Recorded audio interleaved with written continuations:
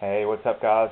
Kid Panda back. We're going to go and do the last final video. So I think this is actually video 6. This is pretty much, I'm going to show a couple things that are kind of recent gets, recent scoops, and we're going to go ahead and knock them out of the way, and then we're going to move on to basically what I consider pretty much the cream of the crop as far as my stuff's concerned. It's probably not as much as what other people think it is, but these definitely have the most value to me. So, but we're going to go and go through the other ones real quick and knock those out, just to give you an idea. I'm really going to be showing you stuff that's kind of in the cabs, so they're actually going to be on the mounting boards that they're actually on while they're in the cabs, and I'll give you an idea of what I'm actually playing right now. So, hold on just a second. Alright, first up is what's in my Thomas Wave right now, which is actually a PGM motherboard with Knights of Valor. I recently got this game. I mean, there's the cart pretty much. I mean, everybody's pretty much probably messed with a PGM. But yeah, I picked this up, got it pretty cheap. Obviously it came in, and on the forums I actually showed that it had a big battery issue. It actually had a leaking battery, but I got rid of it, cleaned up the area, no issues with it whatsoever. But it was really funny because when I first got it, there were a lot of issues. I didn't want to boot, and then it actually got stuck, and then I started getting all these carpet screens and stuff like that. So, but got that completely worked out. System actually is pretty cool. I've only played Knights of Valor. I haven't played anything else. I haven't really touched with emulation at all. I do know that there's a Dodonpachi game on there, but it actually was not made by Cave. If I'm not mistaken, it was actually made by IGS. So I really haven't messed with that, so I don't know how good it is. But that's in my Thomas Wave right now. I play it, pretty extensively. So far I've liked it. It's a good beat 'em up. I don't have a lot of beat 'em ups, so it's definitely one of the few that I do have, and I'll probably be definitely picking up some more PGM games pretty soon. As a matter of fact, I've actually got a couple carts coming in the mail to me. Have no idea what they are, don't even know if they work, but we'll have to wait and see. But I'll do an update on that when I get those in and actually get them tested and let you guys know what they are. So that's my PGM. Alright, next up is what's actually in my Egret 2 right now, which is a F3 game, Rayforce. Now this is actually a cartridge version of the game, which is actually not legitimate. This is actually pretty much a bootleg, or a conversion if you will. It does not have the original ROM set, unfortunately, but preferably I actually used to own the original F3 PCB, but I actually moved it because honestly I just wanted the cart. It takes up a lot less space, and I just like the whole cart system. But I got a pretty good deal on this, so I went ahead and snagged it. I have had no issues with it so far. So definitely, if you do come across it, it's definitely a lot more accessible, or price-wise, versus the PCB. So I definitely say pick up Rayforce. Probably, in my opinion, the best game on the F3 hardware. Definitely shows off what Taito was trying to accomplish. Very well built shoot 'em up. It's actually interesting too, because I'd actually read that the way shoot 'em ups are basically designed is from the vertical orientation. It was almost like the bullets were coming towards you as they come down the screen. Well, with Rayforce, ground targets actually feel and look like they're shooting at an angle towards your ship. So the whole game is basically you descending into an actual planet. If you guys have not played this, I recommend it highly to play it on any of the ports that it's been out for. So you've got Rayforce, the Japanese version. Gunlock is the European version, or the US version. Then it also got a Saturn port in Japan known as Layer Section, and then in the US is Galactic Attack. If you do play it on the Saturn, I do recommend playing the arcade mode, because the Saturn mode actually changes the way the game displays for some odd reason. It's really strange. There's a couple effects that are in the arcade version, or arcade mode, that are not present in the Saturn mode, and I'm not really too sure why they decided that. I don't know, maybe if it was a pixel for pixel type of thing and they couldn't pull it off, or what it was. But if you definitely play the ports, turn your TV on the side. You got to go Tate on this one. But yeah, I definitely recommend Rayforce. Most definitely. I think you guys will really enjoy it. Alright, next up is in my Blast City. It's a Sega STV board. I don't know if you guys, you can probably see that. This is my other STV board. This actually has a mod BIOS in it. Originally I had burned a mod BIOS chip, and I didn't realize that my original was a mask ROM, but I was using a JEDEC type EEPROM. But somebody actually got me sorted out, hooked me up, helped me out, burned it, boom. So I've been playing Radiant Silvergun on my Sega Blast City. Originally I was playing the US version of it, which is heavily crippled, which personally I understand why they did it, but it's still kind of sloppy. Most US arcade cabinets around that era did only have 2 buttons, when in reality the JAMA standard is 3 buttons. So in Japanese arcades, obviously 3 buttons on pretty much any candy cab were the de facto standard, thanks to Sega, because Sega is one of the original companies that actually started off the JAMA standard, hence why your Sega Genesis has 3 buttons originally, because they were pretty much the pioneer as far as helping create the JAMA standard. Radiant Silvergun, kind of pricey as far as the STV cart, but the Saturn port is also pretty expensive too as well. Or actually, I think it's vice versa. I think actually the Saturn version is the original version. It was actually ported to the arcade. I personally enjoy the game a lot. A lot of people feel it's overrated. It probably is more overrated than, perhaps than it should be. I mean, I personally feel it's a fantastic game. It's definitely a mix between a puzzle shoot 'em up and a regular shoot 'em up. I do enjoy it a lot more than Ikaruga. Obviously, Ikaruga looks a lot nicer, but this one's actually pretty good. So I was glad I could pick this up. There's a couple more STV games that I'm looking to get, Cotton 2 and Cotton Boomerang mainly being the main ones that I want to check out. But if you guys get a chance, I mean, if you can pick up an STV card of Radiant Silvergun, I recommend doing it. It's a little pricey, but definitely one of the better showcases for the STV hardware. So that's pretty much what I've been playing in my Blast City. Alright, well, now we're going to go through the stuff that is pretty much big deal to me. These were games that I played a while ago, or even sometimes even recently, and was really destined, or really wanted to look and see if I could actually get the arcade counterparts of these games. So the first one I'm going to come up with is one of my personal favorites. This is one I played in the arcade quite a bit. This is Twin Cobra. Game I played so many hours on. Game's crazy hard. This is actually a US version of it, Twin Cobra. So this one actually has the respawn. It doesn't do the checkpoint. What can I say about this game? Basically the only thing that I can really relate it to is the Raiden series. It is helicopter based instead of being, I guess, airplane based. But if you guys ever get a chance to play Twin Cobra, I highly recommend it. The game is actually starting to creep up in price a little bit lately, because I think people are actually getting kind of hooked on it. But top shelf game. I recommend anybody having this in their collection.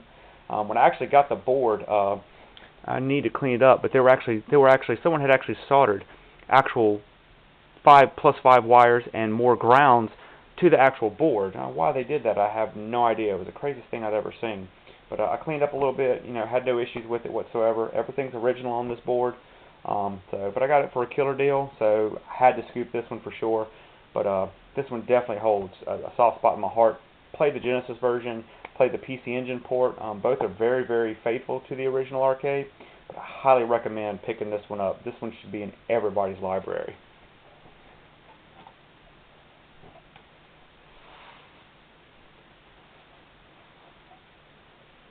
Alright, next up is my problem child. This is my board of Life Force. Originally when I got it, I pretty much bought it at a rock bottom price, but it seems kind of apparent that these boards have a lot of issues with them. I actually had a buddy come down, stay with me for a couple of days, and we kind of poked and prodded at it and kind of got it doing some stuff, but he took it back with him and he actually got it working, which was really nice. But it seems that it's having some issues with staying on, but I think these ribbon cables, they're just so old they need to be replaced. I need to actually, the problem is that they're actually soldered to the board, so I need to actually take them off and get new ribbon cables and start all over. This game I highly recommend. It is a Konami game. I guess it's kind of a sidestep from the original Gradius series. Really top shelf game, shows off what the hardware could do back then. It's got digitized speech, which is really nice. I played the game on the Nintendo version, forever and a day, and had no idea that an arcade version existed until several years later. Never got to play it originally in the arcade. I kind of wish I did, but definitely when it popped up, and it popped up for pretty cheap, I had to hop on it. This is one of the titles definitely that I'm after. I want it to continuously work. So I'm just going to try to mess with it some more and try to get it working. Hopefully I can get it going. The board did have some massive sagging when I got it originally, but thankfully it doesn't have a lot of surface mount chips. So pretty much I'm hoping that it's just the ribbon cables that are the big issue, but hopefully when we take care of those, then I'll have a fully working all the time Life Force. Right now it pretty much works all the time, but sometimes it will actually just start rebooting on its own, and then it'll go into watchdog mode. But as of right now, it's pretty much hit or miss on whether or not it works or not. But if you guys check it out, I guarantee you'll thoroughly enjoy it if you like the DS series, I guess, the Proteus, the Gradius, whatever. I think you guys would really enjoy that one.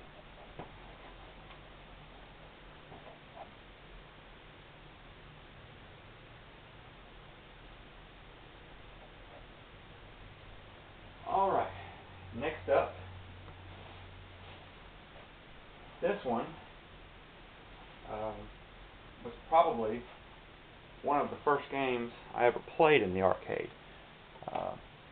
This is the original Time Pilot. Old Konami game. I guess I kind of have a soft spot for Konami games. This one actually has a Konami pinout on it, and it also displays upside down, which means you actually have to, if you're using a candy cab, you actually have to go inside and actually switch a couple of the plugs in the back to actually make it flip over. Time Pilot, classic title, very loud, very immersive as far as I'm concerned, as far as the sound. But basically you travel through different time periods, and you have to shoot a number of ships, and then you have a boss ship. Pretty simplistic. Game gets pretty nail-bite hard pretty quickly, as a matter of factly. But definitely one I used to play when I was a kid. I want to say this is probably one of the first games I played. Mainly being this one, Zaxxon, a couple other titles, stuff like Sinistar and Galaga. I was lucky. I grew up in the early 80s, so I got to play this stuff when I was still a kid, so I was pretty much 5 or 6 years old when I'm playing these games, so they're pretty difficult, by those standards. But I got to play them, and a lot of arcades always had copies of these, in the back corner and stuff like that. So as I grew up, I always continuously played these titles, just for fun pretty much. But now that I'm actually gotten into actual PCB buying, I definitely went after this title. Time Pilot, top shelf game, not too expensive. If you guys can pick it up, I definitely recommend this one, but I definitely recommend getting a Konami to JAMMA adapter or have one built for you, because it's one of those games. But once you get the adapter, though, so many games open up to you from the early Konami library, and Time Pilot is definitely one that I recommend you actually picking up. So.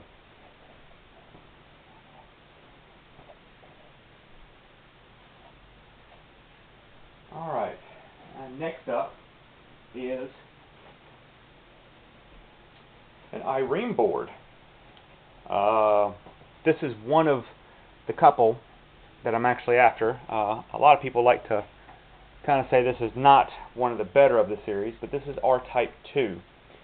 This is one I also played in the arcade quite extensively, and this was one I went after. I got a killer deal on it. This is the US version of the game. I picked this one up with the side art, new old stock, and actually new old stock marquee, which was really awesome. Unfortunately, I didn't get the overlay. That actually wasn't there, and it wasn't a kit, but it was pretty much close to a whole kit. The guy was getting ready to put it into a machine, and he was actually going to sell the whole machine. I made a joke that said, I offered you this for the PCB, and he's like, you know what, let me ask the guy. Totally went for it, and he's like, I'll tell you what, I'll even give you the side art, and I'm going to give you the marquee. So I think I made off pretty good on it. Good clean board, but one that I definitely wanted. I'm really trying to get the first one because I absolutely love the first one. But I also enjoyed R-Type 2, and this is one that's never had a console port whatsoever. So definitely I was trying to go after this one because it's pretty unique. It's an arcade-only release, and a lot of people will tell you, well, that's because it's not very good. From what I played of it, it was actually pretty good. A lot of people kind of crap on it, but I think it's a lot better than people actually give it credit for.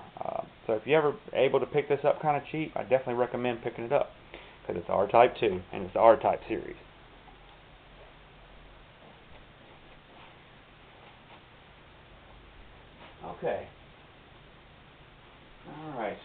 are down to the last 3. These PCBs are probably the most important of the ones that I actually own. This one in particular, I'm probably going to get quite a bit of flack on this one because of what I'm about to say. But I'll be honest with you. Many moons ago, when everyone else had Nintendos, I didn't have a Nintendo. I had a Sega Master System. So I never really got to play a lot of the quote-unquote top shelf titles. Years later, I got a Sega Genesis. Well, there was a game on the Nintendo that I did play quite a bit of, and I enjoyed it thoroughly, and that was Contra. But on the Genesis, there was a game from Data East that came out, and it was called Midnight Resistance. This is the arcade board of Midnight Resistance. The Genesis version, I still think, is a Contra killer. The game's a little sloppy, but it's very unique. At the time, I didn't realize that the game used rotary controls. I then found out when playing it, trying it out in MAME years later. Pretty much the Genesis version is pretty spot on for an actual port, but I pretty much, as soon as I found out that this had arcade release, and I played it a little bit on MAME just to check it out, I knew I had to get this game. This was the main reason why I even bought some of the other titles that used rotary controls. Time Soldiers being the first rotary game I bought, simply because I got a whole panel. So that was one that I went after really fast because I wanted a rotary sticks, because I knew eventually I was going to get Midnight Resistance. This board actually popped up on eBay, and the guy had a price point, and he had or best offer. Pretty much lowballed him pretty hard, and he totally dove for it. And it's really funny because of that. The board has actually dropped in price pretty dramatically. I highly recommend this game. Personally, I think this is much better than the Contra arcade port. I do love the NES version of Contra, but far and away Midnight Resistance stole my heart as far as a run and gun shooting game. If you ever get a chance to play this, I highly recommend this. This is probably one of the top shelf games I ever played. Definitely a game I had to go after when I was growing up. Loved it on the Genesis, and just it was something I had to get. It was just a must have. Like I said, a lot of people don't really care for the game. They think it's kind of it's okay, but it's definitely got a heavy vibe in it. The music absolutely rocks in this game. I mean, it is loud. It makes Contra just seem like a joke. But if you guys ever get a chance, I highly recommend checking out Midnight Resistance.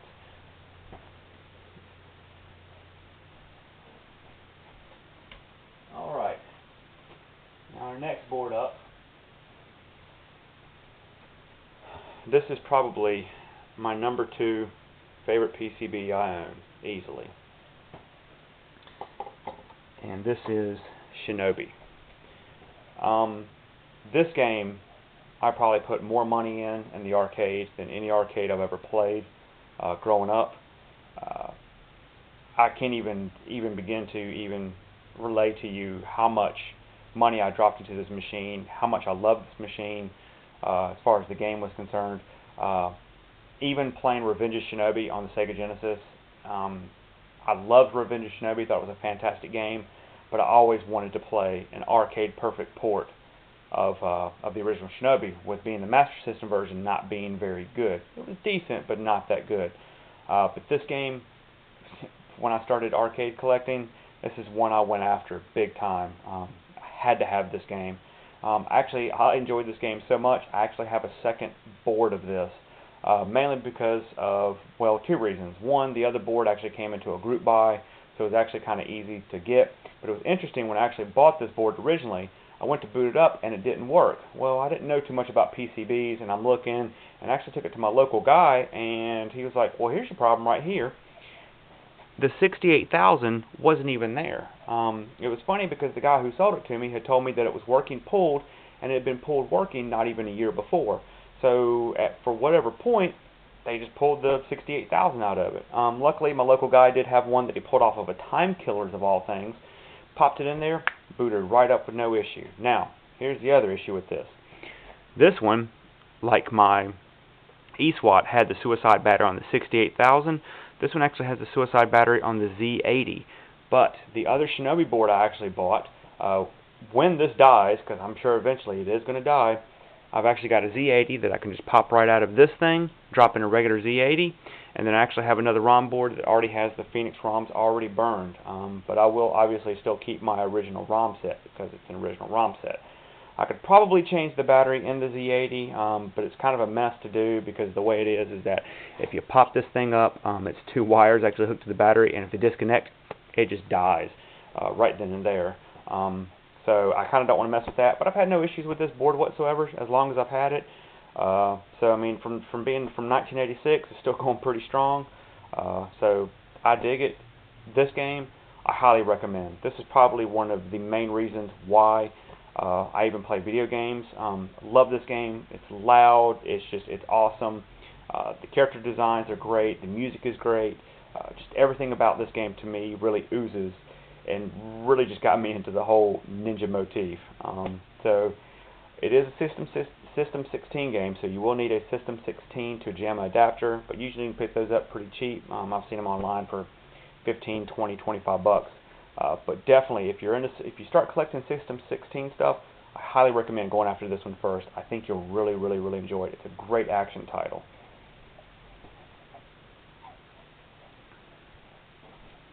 Alrighty, and now that's going to lead us to the very last one.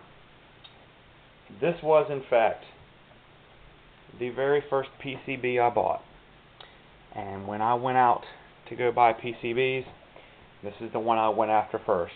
Now, from what I understand, this particular board has been through quite a few hands. This is Dodonpachi, international version.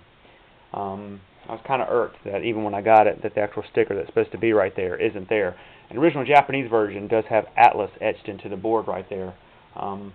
So this game was the very first cave game I ever played. I was lucky enough to play it in the arcades and fell in love with it, and just fell in love with the whole basically maniac shooter genre, I guess, if that's what you want to call it. I can't stress how influential this game was for me. Mainly in particular, this particular game. I didn't get to play Dodonpachi originally. I played it after I played Dodonpachi, but just playing Dodonpachi is still probably one of my favorite arcade experiences I've ever had. This was the very first board I went after, and actually bought it off of eBay. And it's funny because when I actually joined the forum, I actually met the guy that I actually bought it from. Not actually in person met him, but actually met him through the forum. And real nice guy. Had no issues with the board whatsoever, but this game I highly adore. This game is starting to get crazy expensive now. I thought I paid a lot of money for it when I bought it. Now it's getting astronomical. People are asking outrageous amounts of money for it, and I think it's just going to go up. Personally, I don't feel this game has had any proper port. It did have a port on the PlayStation and the Saturn, but as close as they are, there is some heavy differences. Not so much as like the Rayforce port, but Dodonpachi, the pixels on explosions are a little bit different. I think the music is downsampled a little bit. It's a little bit different, and I just don't feel like the game moves as fluidly as the original PCB release of it. This game will never leave my hands. I guarantee this will be a game I will be buried with. There is nothing on this planet that could be traded to me or even offered to me to get this board away from me. This is definitely my money shot for this video. Like I said, I can't stress enough how much I played this game. Easily spent hundreds of dollars in the arcade playing it. Still have not mastered it. I can one credit the first loop, pretty consistently, but second loop, I couldn't even tell you. There's just no way. But this game, I highly recommend to anybody. If you're a fan of the shoot 'em up genre, this is the game you owe it to yourself to play. A lot of people kind of have problems with it, like, oh, it's Dodonpachi, blah blah blah. I know it's been the Dodonpachi franchise has been kind of saturated with so many games, but this one is definitely really, really awesome. There is one more game I want to kind of squeeze in real fast while I still got time. That was my money shot, but this one's kind of a beast, so it's not really much to show because of the size that it is. But this is my Gradius 4. I'm going to go through this real quick. This was actually shown to me from a friend of mine. This is the Hornet hardware. It's pretty big and beefy. I actually had like a marquee printed up, but like I said, there's not much to see. But I want to thank you guys for watching the video. I got about 5 seconds left. I hope you enjoyed what you saw. Just leave me some comments. If you have any questions, feel free.